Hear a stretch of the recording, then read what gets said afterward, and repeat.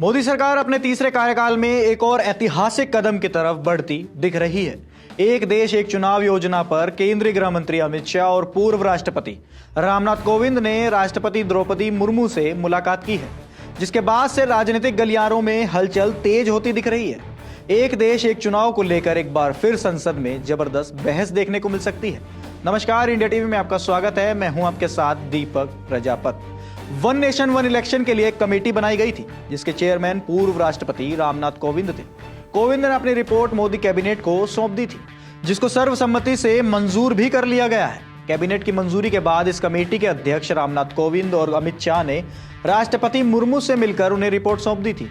अमित शाह और अश्विनी वैष्णव समेत बीजेपी के कई सहयोगी दलों ने इस पर अपनी सहमति भी दे दी है। कहा जा रहा है कि केंद्र सरकार आने वाले शीतकालीन सत्र में संसद के अंदर इस रिपोर्ट को पेश कर सकती है, जिसके बाद सत्ता पक्ष और विपक्ष के बीच सीधी टक्कर देखने को मिलेगी। तो चलिए उन 5 बड़े राजनेताओं के बारे में बताते हैं जिन्होंने इस पर अपनी प्रतिक्रिया दी है।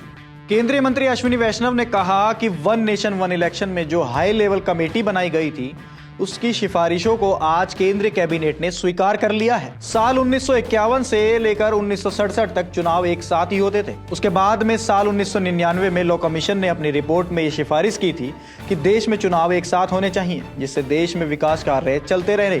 केंद्रीय गृह मंत्री अमित शाह ने कहा कि पीएम मोदी के नेतृत्व में भारत परिवर्तनकारी सुधारों का गवाह बन रहा है।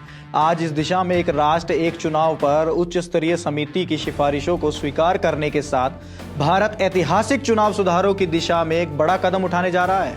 असदुद्दीन ओवैसी ने कहा कि मैंने लगातार एक देश एक चुनाव का विरोध किया, क्योंकि ये समस्या की खोज में किया गया समाधान है।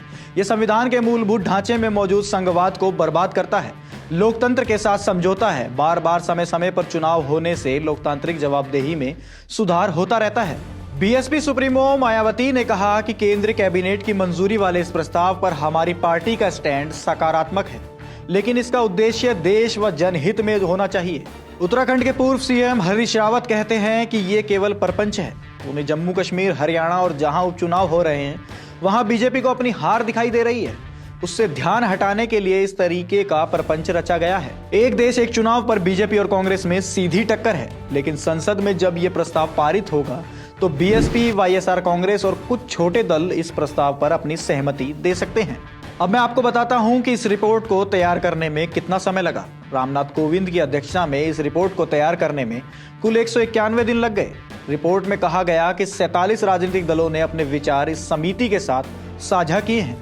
47 में से 32 राजनीतिक दल वन नेशन वन इलेक्शन पर अपना समर्थन दिया है, तो वहीं बाकी बचे 15 दलों ने इसके विरोध में अपना मत दिया। आपको बता दें कि 32 दलों ने न केवल साथ साथ चुनावी प्रणाली का समर्थन किया, बल्कि समिति संसाधनों की बचत, सामाजिक तालमेल बनाए रखने और आर्थिक विकास को गति देने के लिए ये विकल्प अपनाने की जोरदार वकालत भी की है।